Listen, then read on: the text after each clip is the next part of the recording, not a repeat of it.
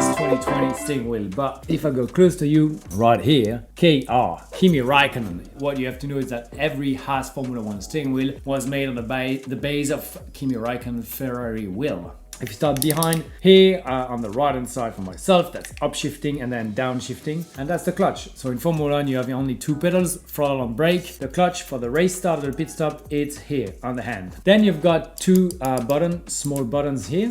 You can just see it. On the right hand side that would be full power, so you would discharge the battery on a straight line, but that would give you full power. And on the left side it would be the DRS. The DRS also works with those lights. If you are within a second of the car in front of you, two lights would come on. You get to the line, four green lights would come on. You press the button, it's open. In qualifying, you know it would open at a line, but you still have the light coming showing that you've crossed the line and you can press the button. The DRS closes either if you release the throttle, if you touch the brake, or if you press the button again, right? So that's three ways of closing the DRS. And then there's two more buttons behind those, quick buttons. So imagine you're into a fast section, turning right, left, you can, and then there's a braking coming, which is a bit tricky. You just bring that down and then back up. So those buttons you can set up the way you want it. Everything that's at the front can be put on those buttons. So brake balance, differential, engine braking, you can combine them. So it's like a very easy way of doing it. So that's two buttons, and we actually got a lot more here on the function button, 4. So that's another 4, kind of the same thing, but a little bit more harder to access. So you would use it for like a big straight line with a big braking at the end and then another straight line. So you have the time to rotate and go to function 1, 2, 3 or 4, right? If we go at the front of the steering wheel, pit limiter, here, neutral, radio, that OK button works with those, that also works with those. So if you have a wheel speed failure, sensor failure, right? The gearbox won't know which speed you're doing. So you'd probably go MFA, position 22, so 1, 2 on the 10, 1, 2 on the 1, OK.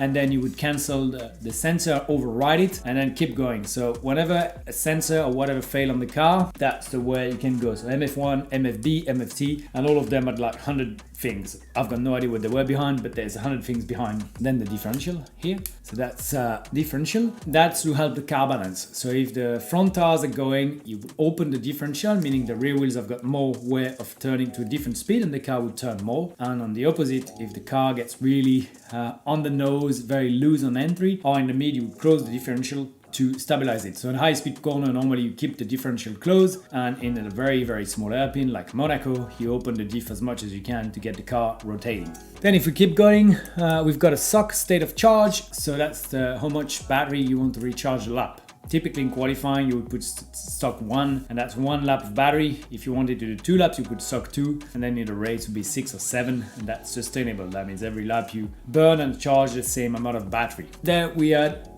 brake temperature here, brake shaping here. Brake shaping is how much energy recover on the braking. So when you release the brake pedal, the brake balance will migrate to the rear of the car, and you will recover more energy, but also you use it to balance your car, right? So if you had front locking late in a corner, you would go shape 5. If you are rear locking late at a corner, you go shape 1, for example.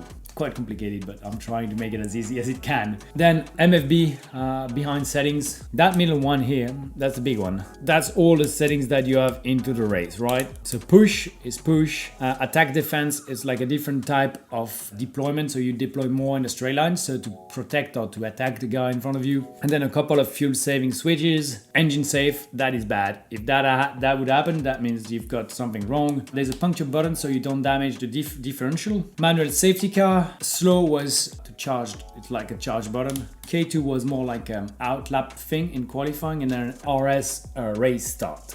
Spark ignition, that got banned. So it used to be the engine setting you would use in a race, more power, less power, more, you would damage more the engine, so you would have a certain amount of lap on each settings. But when FIA banned the settings in the race, that became useless. Tires, orange are slicks, greens are intermediates, blues are wet.